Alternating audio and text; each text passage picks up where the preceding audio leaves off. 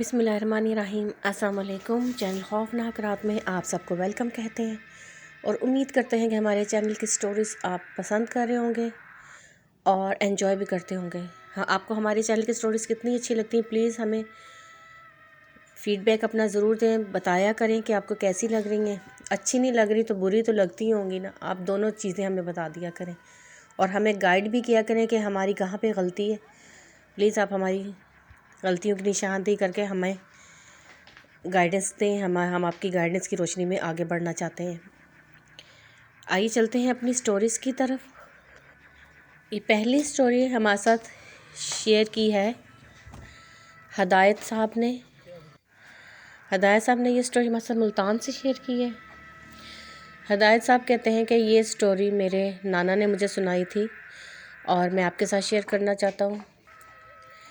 जैसा कि पुराने वक्तों की बात है, नाना जान कहते हैं कि उस वक्त अभी पाकिस्तान नहीं बना था और हम लोग बहुत खुश थे, अपने अपने गांव में रहा करते थे और जब कभी सफ़र करना होता था तो पैदल ही मोस्टली सफ़र करते थे। उस वक्त लोगों के अंदर बहुत हिम्मत और जान होती थी, वो बहुत दूर दूर का सफ़र पैदल ही तय करते थे। इसी तरह से एक बार नाना जान को किसी की शादी के लिए दूसरे गांव जाना था, किसी की शादी में शिरकत करनी थी उन्होंने। तो वो जुमेरात का दिन था, तो तकरीबन बुध वाले दिन वो वहाँ के लिए निकल गए और जुमेरात को उन्होंने शादी अटेंड की और अगले दिन अलग सुबह वो वापसी के लिए, जुमे वाले दिन वो वापसी के लिए अपने घर के लिए रवाना हुए। उनकी कोशिश थी कि मैं जल्द से जल्द किसी ऐसी जगह पे पहुंच जाऊं जहां मुझे नमाज के लिए मस्जिद मिल जाए और मैं जुमा की नमाज जो है अदा कर सकूं। नाना जान कहते हैं कि काफ़ी मैं तवील सफ़र करके चूँकि आया था और रास्ता मुझे सारा याद था, हाफ़ज़े अच्छे होते थे उस वक्त लोगों के, तो मुझे याद था, मैं मस्जिदें वग़ैरह देखता आया था, रास्ते में नमाज़ वगैरह पढ़ता हुआ आया था। तो इसलिए मुझे जहन में यही आ रहा था कि काफ़ी दूर तक जो गांव था उसके बाद काफ़ी दूर तक जंगल था एक बड़ा सा, और उसके दरमियान में एक मैदान था खाली। वो मैदान भी खासा तवील था और वहाँ पर सफ़र करते हुए तकरीबन 3-4 घंटे उस जंगल के अंदर ही बंदे को फिरते हुए लग जाते थे। तेज़ तेज़ चलते हुए भी वो जंगल जो था तय नहीं होता था, पैदल भी, और वो मैदान भी खासा बड़ा था। तकरीबन घंटे डेढ़ का रास्ता तो मैदान का ही था कि आसपास कोई चरिंद परिंद, कोई दरख्त कुछ नज़र नहीं आता था। खाली एक मैदान था जहाँ दूर दूर पत्थर रखे हुए नज़र आते थे बस। तो नाना जान की कोशिश थी कि मैं जल्द से जल्द वो मैदान को तय करके तो आगे दरख्तों के दरमियान पहुँच जाऊँ, फिर आगे कहीं ना कहीं कोई आबादी शायद नज़र आ ही जाए। लेकिन आते हुए उनको जंगल के रास्ते में कोई आबादी नज़र नहीं आई, दूर दूर तक आबादी का निशान नहीं था। कहते हैं कि मैंने शादी वाले घर से मैं निकला, उनसे मैंने इजाज़त ली और जल्दी जल्दी फ़ासला तय करते हुए मैं अपने गांव की तरफ जा रहा था। तो मुझे यही कोशिश थी कि मैं जुमे के नमाज़ जो है कहीं पे अदा कर लूँ। काफ़ी जगहों पे मैं देखता था और मुझे मालूम भी था कि मसाजिद इस जंगल के अंदर तो कहीं पे भी नहीं है, क्योंकि ये तो जंगल है। यहाँ तो जंगल के इर्द गिर्द कोई आबादी नहीं थी, खासा दूर आबादी थी जहाँ तक पहुँचते हुए मुझे घंटा लग जाता कम से कम। तो मैं जल्दी जल्दी तय करता हुआ फ़ासला आ रहा था। एन जो था, मुझे लग रहा था कि क्योंकि उस वक्त इतना टाइम का अंदाज़ा नहीं होता था, लोगों के पास घड़ियाँ इतनी कॉमन नहीं होती थी और वक्त का हिसाब सूरज की रोशनी की और सूरज की धूप की उसकी साए के हैसियत से करते थे कि साया का अब कहाँ पहुँचा, और इस तरह से वो लोग वक्त का अंदाज़ा लगाते थे। तो कहते हैं कि मुझे अंदाज़ा हो रहा था कि जुमे का टाइम हो रहा है और मैं यही ढूंढ रहा था कि मुझे मस्जिद कहाँ कहीं मिल जाए, और मुझे ये भी मालूम था कि यहाँ पर मस्जिद नहीं है। दोनों चीज़ें मेरे जहन में थी और मेरी कोशिश थी कि मैं मस्जिद तक पहुँच जाऊँ। मेरी तमहीद खासी तवील हो गई, मगर मैं आप लोगों को ये बताना चाहता हूँ कि जो मेरे जहन में बात थी वो अल्लाह ताला ने कैसे पूरी की कि मैं जब उस मैदान के आधे हिस्से में पहुँचा तो मैंने देखा कि लोग वहाँ से गुज़र रहे हैं और तेज़ी से, खासी तेज़ी से गुज़रे। उनमें से एक आदमी मेरे पास से गुज़रा, उसने सफ़ेद कुर्ता और पजामा पहना हुआ था। वो मुझे कहने लगा कि आपने जुमा अदा करना है तो आइए آپ ہمیں ساتھ چلیے اور ہم لوگ مل کر جمعے کی نماز ادا کرتے ہیں۔ میں بہت حیران ہوا کہ جب میں آیا تھا تو یہاں تو کوئی مسجد نہیں تھی، تو پھر میں نے سوچا کہ شاید کوئی یہاں کے مقامی لوگ ہوں گے اور ان کو تو معلوم ہوگا کہ کہاں مسجد ہے۔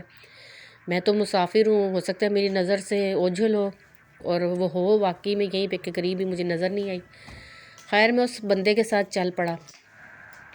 میں نے اس سے پوچھا کہ مجھے آتے وقت تو میں نے دیکھا تھا، مجھے کوئی آبادی نظر نہیں آئی تھی اور نہ ہی کوئی مسجد نظر آئی تھی۔ وہ کہنے لگا کہ نہیں، یہاں تو ارد گرد سارے لوگ آباد ہیں، شاید آپ نے اس کا نظر نہیں آپ کو آئے ہوں گے، یا آپ نے اس وقت آپ جلد بازی میں تھے تو آپ کو اندازہ نہیں ہوا ہوگا، مگر یہاں پہ بہت اچھی ایک مسجد ہے، وہاں پہ 5 وقت کی نماز ہوتی ہے، ہم لوگ تو وہیں پہ پڑھتے ہیں نماز۔ خیر اس بندے سے باتیں کرتا میں جا رہا تھا اور میں چلتا جا رہا تھا۔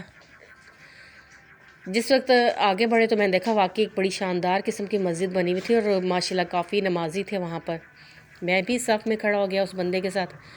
وہاں پر نماز جب ہو گئی تو میں بڑا خوش تھا، بہت اچھے تلاوت وہاں پر سنی جا رہی تھی اور بہت اچھے طریقے سے انہوں نے نماز پڑھائی، ہر چیز کا بہت خیال رکھا جا رہا تھا۔ تو میں نماز کے لیے جب میں نے سلام پھیرا تو میں نے نمازیوں کی طرف جب غور کیا تو وہ سب ایک ہی شکل کے تھے، جو بندہ مجھے لے کر آیا تھا وہ بھی اسی شکل کا تھا اور وہ تمام نمازی ایک ہی شکل کے تھے۔ میں نے سوچا شاید کوئی قبیلہ ہوگا ایسا، یا پھر یہ لوگ سب رشتہ دار ہوں گے تبھی ان کی شکلیں اتنی مل رہی۔ بہت زیادہ ریزمبلنس تھی، بہت زیادہ، ان کے قد کاٹ بھی ایک جیسے تھے، ان کے کپڑے بھی ایک جیسے تھے، ان کا رنگ روپ شکل ہر چیز ایک جیسی تھی۔ میں نے بہرحال اللہ کا شکر ادا کیا کہ میرے جمعہ نماز میرا قضا نہیں ہوئی میری، اور میں نے نماز جو ہے جمعے کی وہ پڑھ لی ہے۔ اس وقت بھی ہم لوگ خاصے جمعے کے پابند ہوا کرتے تھے، ہمارے گھرانے میں بہت زیادہ اس چیز کا خیال رکھا جاتا تھا کہ نماز اور روزہ جو ہے اس کی پابندی کی جائے۔ تو جب میں واپسی کے لیے نکلا مسجد سے تو میں نے اس بندے کا شکریہ ادا کرنا چاہا اور میں نے آگے جھک کر اس سے سلام لیا، تو میری نظر اس کے پیروں کی طرف پڑی تو اس کے پیر جو تھے وہ انسانوں جیسے نہیں تھے۔ میں حیران تھا کہ جب میں آ رہا تھا تو تب مجھے میری نظر اس کے پیروں کی طرف کیوں نہیں پڑی۔ اس کے پیر جو تھے لمبے لمبے چپوؤں جیسے تھے اور جیسے بطخ کے پیر ہوتے ہیں، لیکن اس کے پیروں میں 3 انگلیاں تھیں اور بہت پھیلا ہوا، پیچھے سے پنجہ بہت چھوٹا تھا اور آگے سے۔ جب میں نے یہ دیکھا تو میں نے جلد از جلد وہاں سے نکلنے کی اور میں سمجھ گیا کہ یہ انسان نہیں ہے، یہ کوئی اور مخلوق ہے۔ زیادہ تر جنات کی طرف ہی ذہن گیا، اور چاہے اچھے ہوں یا برے ہوں جیسے بھی ہوں، لیکن ان کا تصور ہی انسان کو لرزا دیتا ہے۔ اور پھر یہ سوچ کے کہ میں تو اتنے زیادہ جنات کے درمیان میں کھڑا ہو کے میں نے نماز ادا کی ہے، میں جلدی سے وہاں سے نکلا اور چلنے لگا تو وہ بندہ جو تھا اس نے مجھے خاصا دور میں آ گیا، اور میں پیچھے مڑ کے دیکھی جا رہا تھا تو وہ بندہ مسجد کے دروازے میں مجھے کھڑا ہوا نظر آیا، مجھے دیکھ رہا تھا اور میں بڑا خوش ہو رہا تھا کہ میں کافی دور نکلا ہوں۔ لیکن ایک دم سے میں نے دیکھا کہ میں نے جب پیچھے سے گھوم کر میں نے آگے کی طرف منہ کیا تو وہ میرے آگے کھڑا تھا۔ میں ایک دم حیران ہو گیا کہ ایک پل کے اندر وہ مسجد میں دروازے میں نے دیکھا اور دوسرے پل میں وہ میرے بالکل آگے کھڑا تھا۔ وہ مجھ سے کہنے لگا کہ آپ گھبرائیں نہیں، ہم یہاں پر نماز روزے کے پابند جنات ہیں، اور ہم اس طرح کے نہیں کہ انسانوں کو تنگ کریں یا مخلوق خدا کو اذیت پہنچائیں، ہمیں خوشی ہوئی ہے کہ آپ نے ہماری مسجد میں نماز پڑھی ہے۔ تو اس نے میرے مٹھی کے اندر کچھ رکھا اور کہنے لگا کہ اس مٹھی کو اب آپ گھر جا کے ہی کھولیے گا۔ تو میں نے بھی جلدی سے وہ جو کچھ بھی تھا میں نے اس کو مٹھی میں دبایا اور میں جلدی سے چلتا ہوا اپنے گھر کی طرف چل پڑا۔ خاصا طویل سفر تھا مگر میں نے وہ مٹھی نہیں کھولی۔ راستے میں مجھے کافی گاؤں وغیرہ گزرا، لوگوں سے میں دیکھتا رہا، مگر میں نے وہ مٹھی نہیں کھولی کہ ایسا نہ ہو کہ پھر وہ میرے پیچھے آ جائے۔ اسی خوف سے میں جب گھر کے اندر گیا اور میں نے سب گھر والوں کو ملا تو میں نے مٹھی نہیں کھولی، کمرے میں اپنے گیا اور میں نے دروازہ بند کر کے کیواڑ بند کیے، اور پھر میں نے جب مٹھی کھولی تو وہ بہت ہی بیش قیمت کوئی پتھر تھا۔ میں نے وہ پتھر اپنے بیٹے کو دکھایا اور اس نے ایک جوہری کے پاس لے کر گیا تو اس نے کہا کہ بہت بیش قیمت ہیرا ہے، اور یہ آپ کو کہاں سے ملا ہے؟ میں نے اسے کچھ نہیں بتایا، میں نے وہ ہیرا لیا، میں گھر واپس آ گیا۔ اس کے بعد وہ کافی عرصے تک میرے پاس وہ ہیرا رہا۔ پھر ایک بار بہت ہی ہم پر ایسی وقت ہاتھ پڑا کہ ہمیں وہ ہیرا فروخت کرنا پڑا، اور ہمیں اس کی اتنی قیمت ملی کہ ہم ساری زندگی کے لیے اللہ نے ہمیں اس ہیرے کی بدولت ہمارا جو تھا، ساری زندگی کے لیے ہمارا روٹی جو تھی ہماری لگ گئی، اور ہمارا کاروبار بھی اس کے ساتھ ہم نے شروع کیا، اور زمین بھی خریدی۔ اس قدر وہ قیمتی ہیرا تھا۔ اللہ کا شکر ہے کہ آج بھی ہمیں یہ بات یاد ہے، اور آج بھی ہم دعائیں دیتے ہیں ان کو، جن کی بدولت ہمیں یہ سب کچھ ملا ہے، اور الحمدللہ ہم بہت اچھی زندگی گزار رہے ہیں۔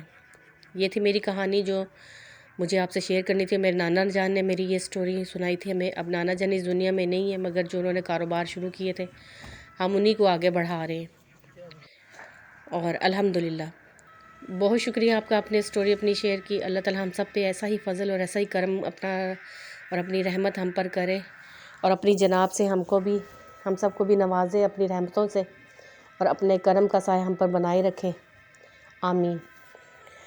اب بڑھتے ہیں دوسری کہانی کی طرف۔ یہ دوسری کہانی ہمارے ساتھ شیئر کر رہے ہیں وقاص احمد بھائی مانچسٹر سے۔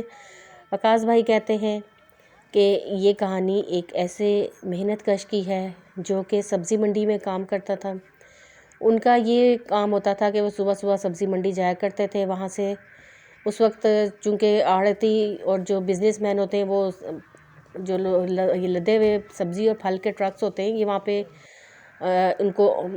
ان سے لوڈ جو ہے اتارا جا رہا ہوتا ہے، اور اس وقت لوگ جو ہوتے ہیں اس کا سودا کرتے ہیں، اور وہاں سے ان کو منافع میں یہ چیزیں مل جاتی ہیں، کم قیمت میں اور مناسب ریٹس میں مل جاتی ہیں۔ تو وہاں سے لے کے وہ فریش وہ فروٹس اور ویجیٹیبلز جو ہوتے ہیں، پھل اور یہ جو سبزیاں ہوتے ہیں، ان کو لے جاتے ہیں، اور جگہ جگہ جہاں وہ فروخت کرنا چاہتے ہیں وہاں پر ان کو لے جا کر ٹھیلے پر یا ریڑھیوں پر یا جیسا بھی ہے ان کا دکانوں پر، مارکیٹس کے اندر وہ اس کو لے جاتے ہیں۔ وہ کہتے ہیں کہ یہ محنت کش جو تھا یہ بھی اسی طرح سے جایا کرتا تھا، جب وہ ٹرکوں سے مال اترا ہوتا تھا تو وہاں پر یہ سودا کر کے اس کا تو خرید لیا کرتا تھا۔ اس کے بعد یہ گلی گلی جا کے اس کو فروخت کیا کرتے تھے، آواز لگا کر، جیسا کہ عام طور پہ آتے ہیں پھیری والے اور آواز لگاتے ہیں اور بیچتے ہیں پھل اور سبزیاں، اسی طرح سے یہ بھی گلی گلی پھرتے تھے اور آواز لگاتے تھے، اور اپنا اسی طرح سے ان کا گزر بسر ہو رہی تھی۔ ایک بار سردیاں آ گئیں اور یہ بیچارے روزانہ جاتے تھے صبح صبح۔ ظاہر ہے سردی میں صبح اٹھنا بہت مشکل ہوتا ہے، مگر اپنے پیٹ کی خاطر بندے کو کرنا پڑتا سب کچھ، تو یہ صبح صبح اٹھتے تھے اور جاتے تھے، جا کے سبزیاں اور پھل خرید کر گلی گلی فروخت کیا کرتے تھے، اور یوں ان کے گزارا ہو رہا تھا۔ ایک روز ایسا ہوا کہ انہوں نے وہاں پر گئے اور سبزی منڈی سے جا کے پھل اور سبزیاں خریدی۔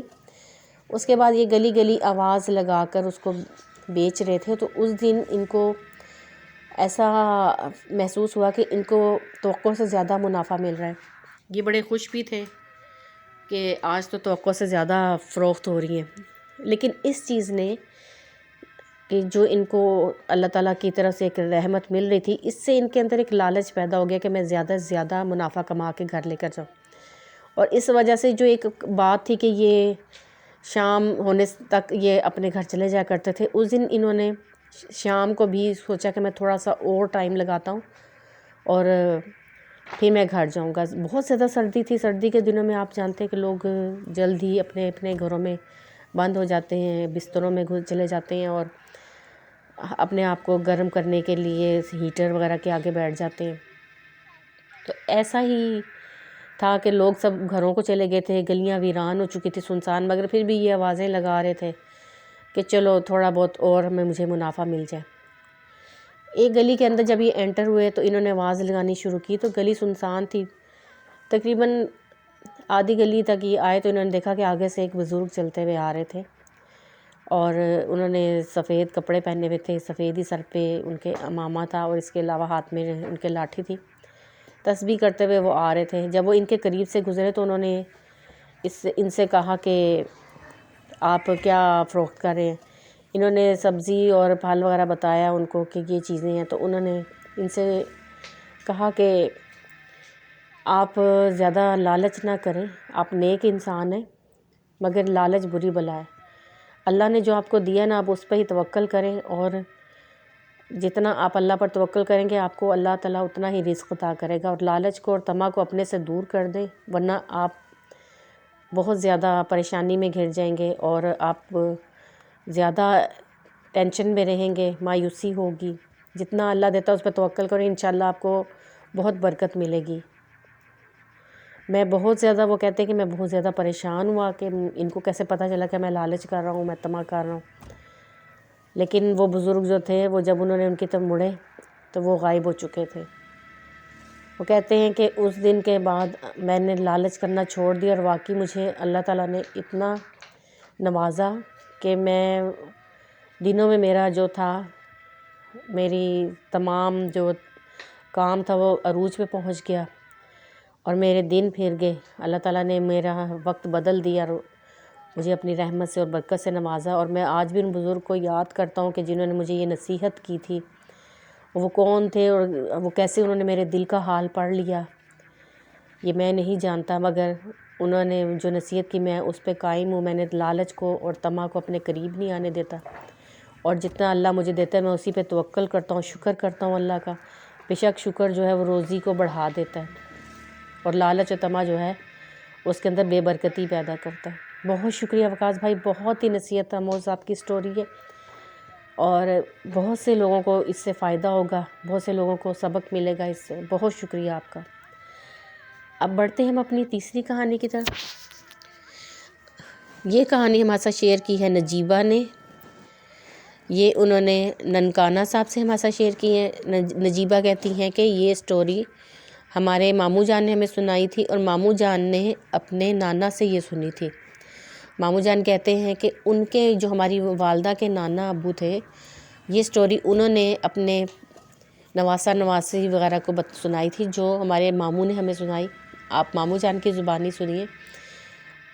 میرے نانا نے مجھے یہ کہانی سنائی تھی، اور میرے نانا نے ہمیں بتایا کہ ایک بار ہم لوگ سفر کر رہے تھے، تو میں اپنے ساتھیوں کے ساتھ تھا، چونکہ وہ وقت ایسے تھے کہ دور دور آبادی ہوا کرتی تھی اور لوگ زیادہ تر پیدل ہی سفر کرتے تھے۔ تو جب ہم پیدل سفر کرتے ہوئے آ رہے تھے اور کھیتوں کھلیانوں کے درمیان سے گزر رہے تھے، جنگلات کے درمیان میں سے گزر رہے تھے، تو ہم لوگ، وہ جو میرے دوست تھے وہ سب اپنے اپنی جو ان کے گاؤں آتے جا رہے تھے وہ وہاں پر چلے جاتے تھے، مڑ جاتے تھے۔ میرا گاؤں جو تھا سب سے آخر میں تھا، میرا جو منزل تھی سب سے آخر میں تھی، اس لیے میں آخر میں اکیلا رہ گیا۔ میرا گاؤں کچھ دور ہی تھا، اور میں کھیتوں میں سے گزرتا ہوا جا رہا تھا، اور دور میرے گاؤں کے آثار مجھے نظر آ رہے تھے، اور شام کا وقت ہو گیا تھا۔ لیکن مجھے یہ اتنا مجھے نظر آ رہا تھا کہ میرے جو گاؤں کے مکانات ہیں ان کے مجھے چھتیں، ان کی منڈیر جو تھی مجھے نظر آ رہی تھی۔ بہرحال میں خوشی خوشی چلا ہوا تھا کہ مجھے بکری کے بچے کی آواز آئی۔